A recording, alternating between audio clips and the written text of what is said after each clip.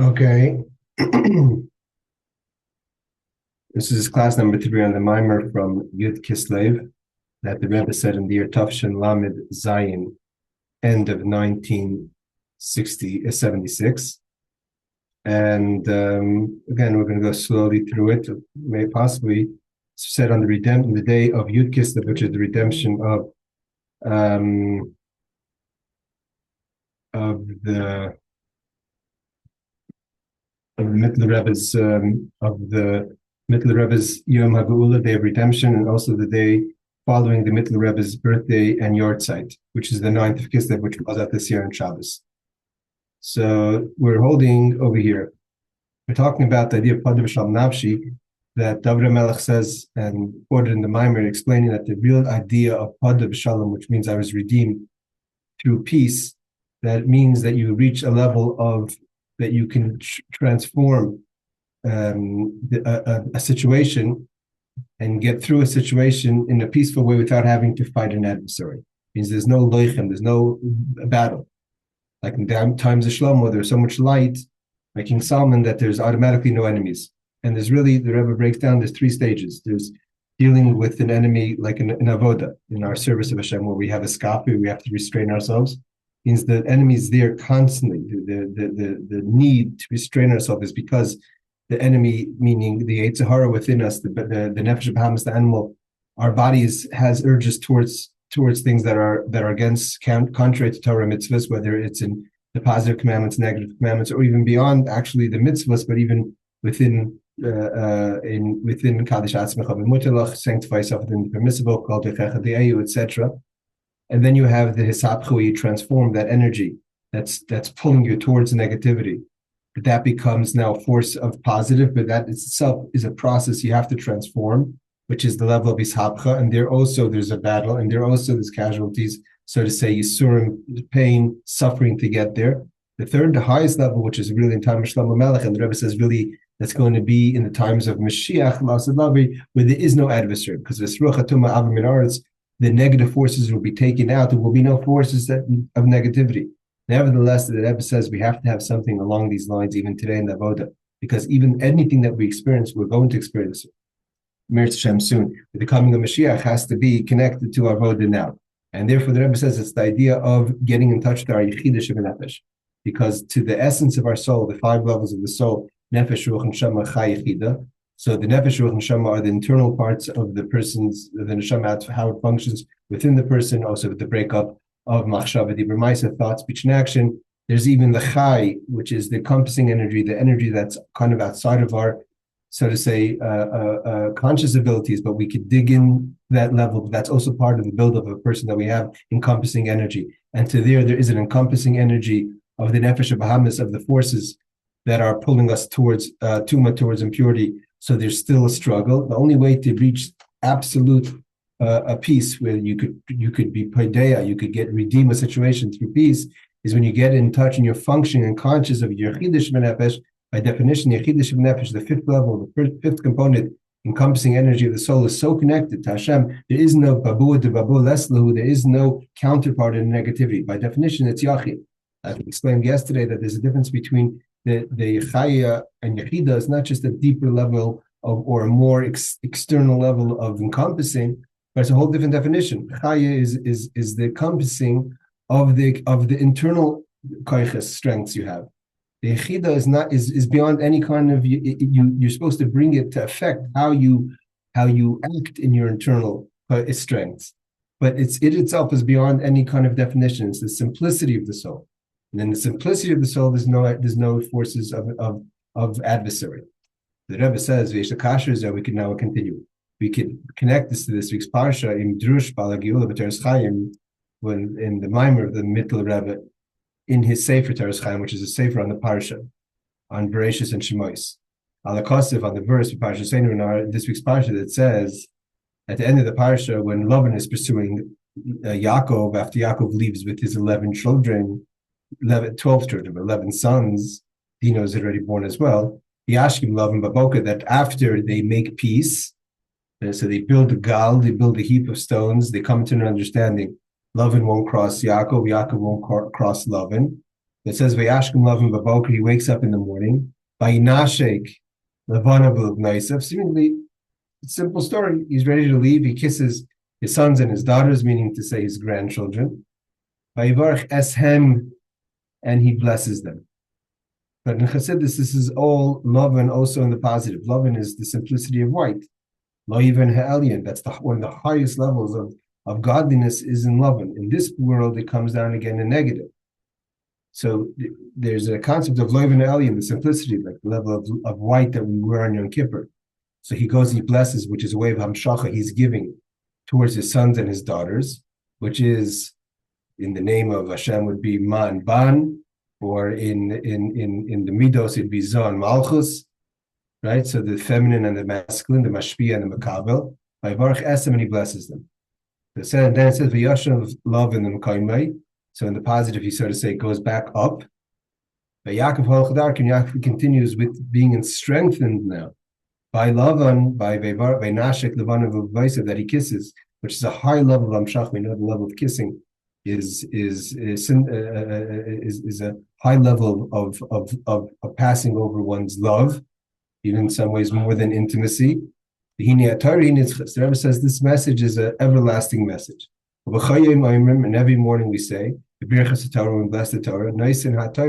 God is giving us the Torah. So anything we learn about in the Torah is not as something of the past, but something that's happening presently. Moving from this is understood. It's not just an avodah in general about the Jewish people, but it's an avodah every day in the days of the life of a Jewish person. We have the Vayashkin Lavin Baboker, Vaynashik Lebanav Naisav, Vavarach Esem. What's the idea of Vayashkin Lavin Baboker? Lavin wakes up in the morning.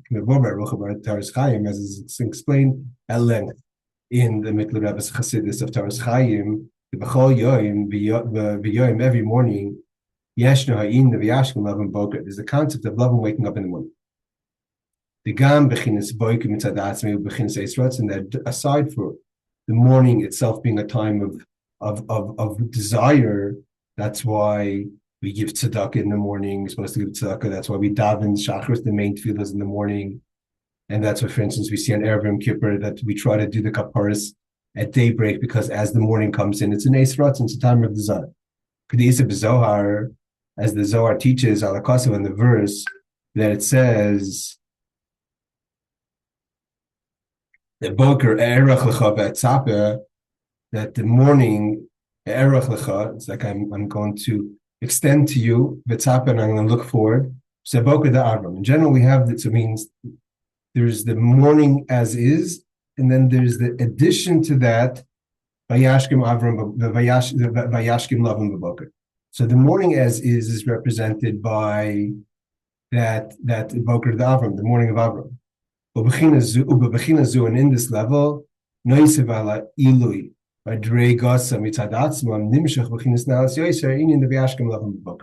is an amazing thing what the Rebbe is saying. The Rebbe is saying is that the Middle Rebbe explains that the idea of eis ratzon, of desire, that we have by the morning in general, that every morning brings with it the idea of, and it's represented by Vayashkim Avram Boker. We find Avram also wakes up in the morning. That's why Shachris, the morning prayer, is the morning prayer that's Avram's. Like we learned to Maamar and the Torah Mogen Avram. We have to have a shield from the Chesed of Avram in the morning. By the Aked that says Vayashkim Avram B'Boker, Avram wakes up early in the morning. So aside from the regular eis ratzon time of desire that comes with every morning, in every morning there's this extra level of Vayashkim Avram B'Boker. What is this? So he explains the bechinas lavon. What is the level of lavon? He says, "Hu loivin ha'elyon." It's the simplicity of the upper white, which represents the levels that are beyond the chain of creation. So we have the chain of creation, and there's the chain of creation where he starts a formulation of an idea. Even in the idea of time of pleasure and ratzon and desire, comes down into the planning, so to say, in the process of moichin, of the intellect, chacham bin das, into the midos. Beyond the whole Seder Shtash's chain of creation is the simplicity of Lev and Elyon, the upper white, which means that when you're bringing down a level of revelation from the simplicity beyond Seder Shtash's, beyond the chain of creation, it's not like the Chesed, that there's a light of Chesed that shines specifically in the morning. you're getting the simplicity beyond any definition in the morning. And every morning he says, that he doesn't wake up once in a while in the morning, Lavan. Every morning he wakes up. Who has a reason that there's a certain urgency. Zerizos means like urgency that is infused in the urgency of the morning. In general, the morning is a time of urgency. That's why we do everything in the mornings. In the mitzvahs we learn from Avram, we're supposed to do things right away. That's why Avram wakes up in the morning. But on top of that, there's an additional urgency that's represented by love. Like he says, in general, the morning has a certain level of urgency. And that's why, probably, the urgency that people feel in the morning, when you wake up, the tension, getting the kids off to school, getting to your work, getting your breakfast, that kind of urgency, that there's that kind of urgency, that urgent feeling that's going around the home or people's lives in the morning is a reflection from the urgency from Vayashkem Avram Baboker, because there's a certain urgency to start doing Avodah, starting our service of Hashem. Just like we know that there's a certain urgency in the morning, so too in heaven, so to say, above, the Bechinas Boker in the morning, that in general, that's the level of Avram. Like we mentioned from the Zohar, Vayashkem Avram Boker, that in Avram itself, we have a higher level of urgency, which is the idea of Vayashkem Avram Boker.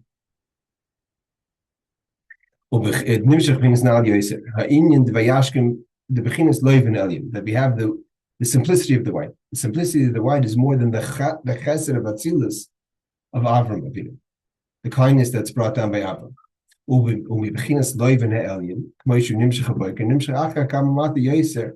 doesn't just come in the morning. It comes down to the extent of a nashig levanav that he kisses the extension, which is represented by the children of his sons and his daughters, his grandsons, his granddaughters. The banav ubnaisev nimtzam b'mkaima means to say it's an empowering moment of love and giving over to his descendants, which are represented by the midos of the children, the way they are in this world. They get an empowerment from love. And all the way to the way the children are below in their space, in their limitations. Like we know, the children represent already in the world of Bria, creation. They're empowered by the kiss, so to say, of love. Okay, moving as it's understood. Well, how do we know that Lavan is descending to go down to kiss the children as they are? Because it says he returns. Means he has to go down to the children as they are, empowering them through the kiss, and then he returns to his place above, which is beyond the system of creation. We're not just talking about space. We're talking about within the manifestation of the world. So the more you're going down, the more you're going into the limitations, separation, etc.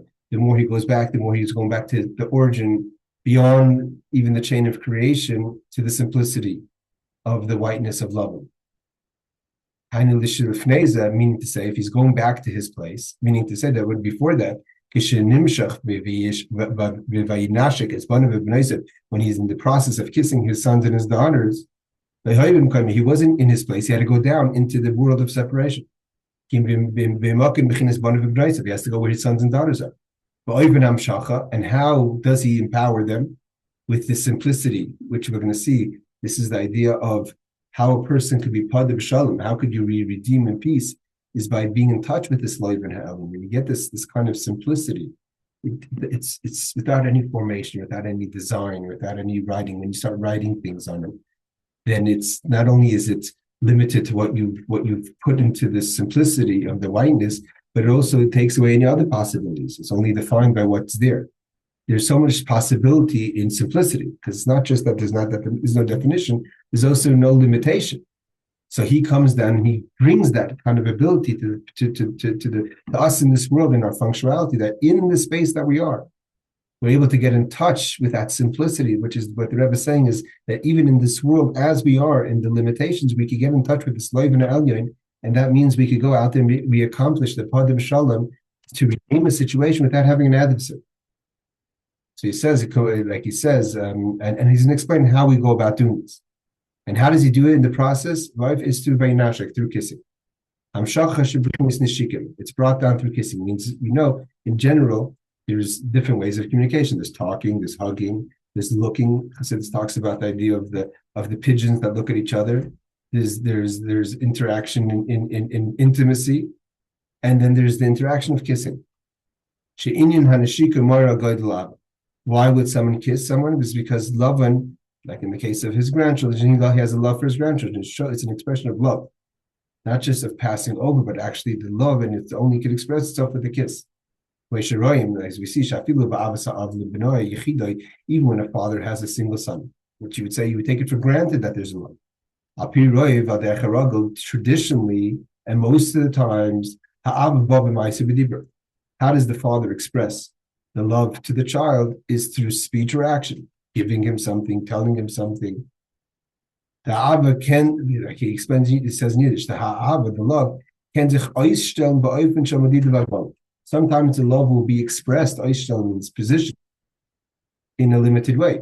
Like when you say something, or you do something, sometimes you're not even saying the words, I love you, but you're saying something, you're communicating something that from those words you understand, it shows there's a sign of love. Only someone who would love someone would speak like that, would do something like that in action. But nevertheless, it's coming down in a limited way.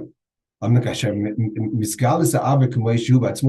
father is feeling this love the way it is at its essence, at its core, there's no words that you could communicate. And how can you communicate this love? That's the point. The only you could do is kiss. And that's obviously in other relationships as well, but he's giving an example of the relationship between father and son, because this is also the relationship of Lavan, how Lavan is communicating to his grandchildren. So here he says, so you're reaching a level where the only way Lavan can communicate this, Lavan Aliyah, this so to say, the simplicity of the wife, is there's no words articulated, because also the idea is too deep, and it's a feeling of love that's so deep, and therefore it can only be communicated through kiss, which again signifies the great love and connection. That's the idea of kissing. He's galus musa. He gives it a definition. What does it mean to kiss? It's a revelation of the love. It's revealing the love the way it is as at its essence, that it cannot be contained and limited and put into words or actions. And he continues, and when there is this communication or giving over, empowering through a kiss, he's giving it to both his sons and his daughters. We're going to see in Avodah what is the difference between sons and daughters. The Inyan Banav of Bneisev, who close in Shtashlos. We know that Banav and Bneisev represent Hashpiyah Makabel. There's the female side, there's the male side. So that's basically the whole system of creation. He's empowering the whole system of creation. In general, like I said before, there's the name of Hashem the way it's in the name of Ma, which is the name of Chachma, let's say, or Ban is Bina, or Midos, and the six Midos or Malchus. Ma is the masculine, Ban. These are the different. The literal translation. Ma is 45, Ban is 52. They represent the different ways you make up the letters of Hashem. The letters of Hashem we all know is Yud Kei Vav Kei. If the number value of Yud Kei Vav Kei is 26, the Yud is 10, the two Heys is 20, and the Vav is 6. But if you were to spell out each letter, Yud Vav Dalet is Yud, right? That's how you spell the letter Yud. So Yud Vav Dalet is now from 10, it becomes 20, because the Vav is 6 and Dalet is another 4. It makes it 20. Hey could be spelled Hey Aleph or Hey Hey or Hey Yud. Vav is either Vav Aleph Vav or Vav Vav. And same thing with Hey again. So there's called Milui Hey. You have the silent Hey. You have the Hey Yud, Hey Aleph. So that makes up basically there's 4 general ways of spelling out Hashem's name and the number value. One of them is 45, which represents Ma, which is the Mashpia, and Ban, which is 52, a higher level, a higher number value, is the Makabah, is the receiving. And again, different letters that are used to complete the letters. Because Hey doesn't have to be a Hey; it could be Hey Aleph and Hey or Hey Hey or Hey Yud, etc. So it's also the 72 and the 63. So he says Mashpia Makabah, which in general the system is Mashpia Makabah. The whole system of creation is built on giving and receiving. Shebezeh is oisgestellt, close the shtashus. The whole system of creation is based on the receiving and the giving. The lights go into the vessels. The world of Atzilus goes into the world of Bria. There's always a higher power going into lower power. That's in the system of creation. So when Lavan kisses his sons and his daughters, he's empowering both the receiver and the giver. And in this world, it expresses itself in the ani and the usher. Tzedakah is the whole system of Mashpia Makabel. Famous teacher, the famous in Sefer told us, we have a famous story of the Rebbe Rash, when he spoke to the Jewish people, I believe it was Romania, when he was there for Sukkot, he says the idea of tefillah la'ani ki yativ l'fnei Hashem yish b'chasicha. He says, what is the poor person saying? That I understand the whole Seder Shtalshus is Mashpia Makabel. The whole system of creation is that there has to be the giving and the receiving, and in this world that expresses itself by the ani and asher, by the poor man and the rich man, the poor person and the rich person. The ani says, why me? I mean, I understand there has to be Mashpia Makabel, but why am I the Makabel? But that's the whole system of creation, that there's Mashpia Makabel. And in both sides, he empowers not just the giver, but also the receiver, which is a big statement there. But just going to go back on the idea of the kissing. We know there's a famous story that there was the famous Maamar that the Rebbe Marat Rishab gifted his son, the Friedrich Rebbe, Ma Rabba Masach Hashem, that he wrote it for the Friedrich Rebbe when he was an infant.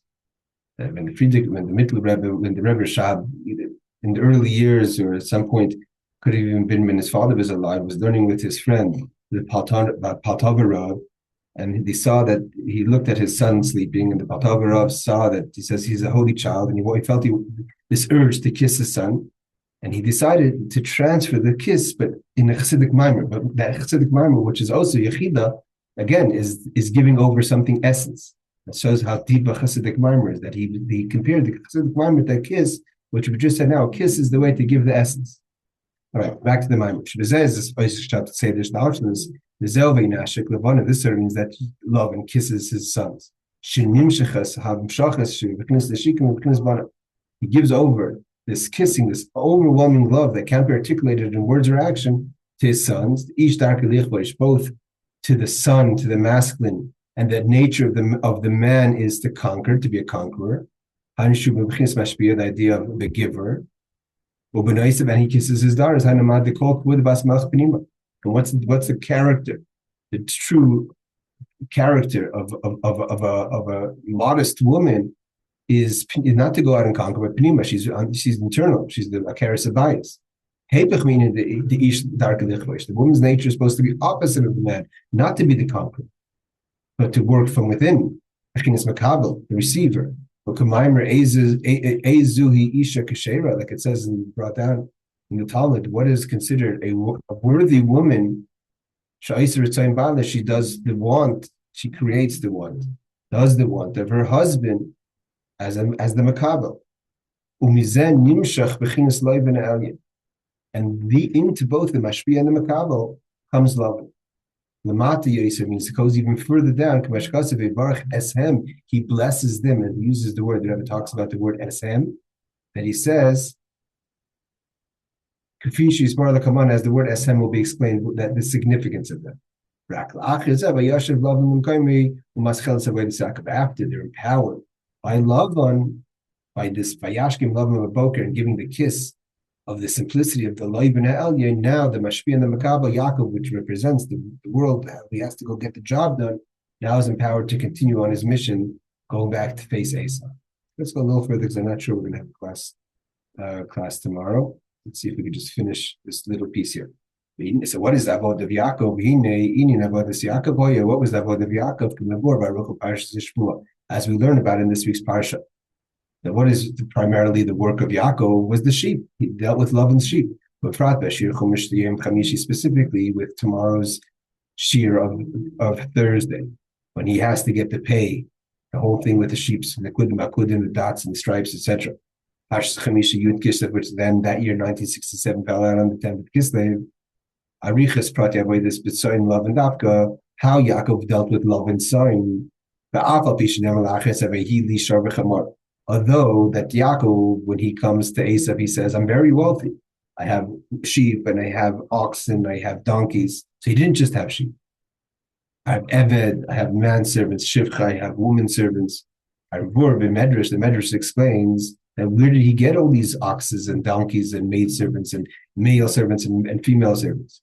Shahaya Moicher Tzaynei Bedamim Yikarim. He was able to sell his sheep at a high price. Lakachloi Eskolel, and he bought it. So the source of his income was sheep. That's mean we're going to see that the avodah of Yaakov is sheep. And this is where the Maamar is going into avodah of the sheep. That through the avodah of the sheep, we're able to get in touch with our inner yechida, and we're empowered by the Lev and the Elyon. That's why he's dealing with Lavan's sheep, and this creates the ability for Yaakov to accomplish Padah Besholom Nafshi. Is because his income comes to the sheep. It's only that he sells the sheep of his income to buy other things. The source of his income is the sheep. Where did he get the money to buy all those oxes and donkeys and servants? Was from the sheep. What was his avodah? What defined and made him by Yifrites, who were parents, broken out to be very successful? Ma'od ma'od, 2 times ma'od. Is from the sheep. But in the rabbis, he was able to multiply through the sheep. By Deza, he continues top of page 82. By Deza, through engaging the sheep. Not just material. We know that there's a difference between the avodah of sheep and the avodah of shor and the avodah of chamor, as is explained mostly in the Maamarim of Yishlach, because that's when Yaakov tells Esav, these are the things that I have, until he's able to buy also the avodah of Eved and Shifcha. Now he says, as is explained in other places, that what is the avodah? That the avodah is the tzon. Through the tzon, he's able to start now with another basic and having the fundamental avodah of tzon, which we'll see what that is in a second. He's able to accomplish other things, which is the level of shor, chamar, eved, and shifcha. By the Yaakov tzon daf, ben nifshach achkach, ba berdasik, b'moish kasev, ne'asher lavinu asas kol hakovet lezeh. What do the sons of Lavan say? Say, where did Yaakov get all this? From our fathers, from his engaging, from what was our fathers? It means the tzon. The bittul means, we're going to learn is that the tzon is bittul. Self-nullification is so powerful. It's not just humbling, it's so powerful, the tool. That everything he accomplished, everything he has, that you look at now, everything, you look at everything Yaakov has is because he had the humility. Because the avodah of tzon is the avodah of the humility of all the animals. The sheep is the humble animal. What he took from our fathers, how he got all this wealth. The Avinu Kaya Lavan, who's their father, is Lavan. Because he was in touch with the inner simplicity of Lavan, the whiteness of Lavan. From the upper whiteness, he was able to bring it into the avodah of tzon. He was able to be 2 times more. We know that the powerful idea of 2 times more. The Ma'u Pella meaning not tzon dafka. So what was this whole idea about the tzon? What's this whole wonder of the tzon, of the sheep? Means we see that he needs his income, everything comes from the sheep. And only from the sheep he's able to sell and buy servants. But if you think about it, servants are more could offer more. It's more. I mean, how can you compare what the sheep could do, what a servant could do, a human could do? They speak. And even if you want to compare sheep to donkeys and oxen, how can you compare sheep to donkey and ox? Who has more power? The vote of Yaakov is to go out to the world, but use the power to be mevar, to separate. Shor represents the power of plowing through. The chamor can carry a lot. It's all different expressions and methods of serving, of gathering the sparks, of changing the world. These are powerful beings, the servants, the maid servants, the male servants, the ox, the donkey. And you're talking about a sheep. What is sheep doing? But we're going to see that that's the only way you can get everything done. The only way he's able to have a proper oxes, and proper donkeys, and proper maid servants, and proper male servants is when the foundation, the source of his income is coming from tzon, from sheep. Actually, when we talk with you, if you want to talk about strength, the donkey and the ox, you're able to be more effective. What can you do with tzon? What tzon are sheep? They're good for eating. They're good for wool. What was he able to do? How was he able to be mevar? Where did he focus his energy? Was on the tzon. They had tzon, and only because he had tzon, because he had sheep, he was able to elevate and utilize the strength of the inner ox, the inner donkey, the inner servant, the inner maid servant, but only based on the foundation of Ahili, that those things came to me because of Kol Asher Lavinu through the Tzon, through the sheep. All right, we're going to stop here. Thank you again very much for joining. We're holding page 5. Okay, 6 pages left. We'll see. Maybe we'll do a class tomorrow and then try to finish it off by next week before Hanukkah. Have a wonderful rest of your day.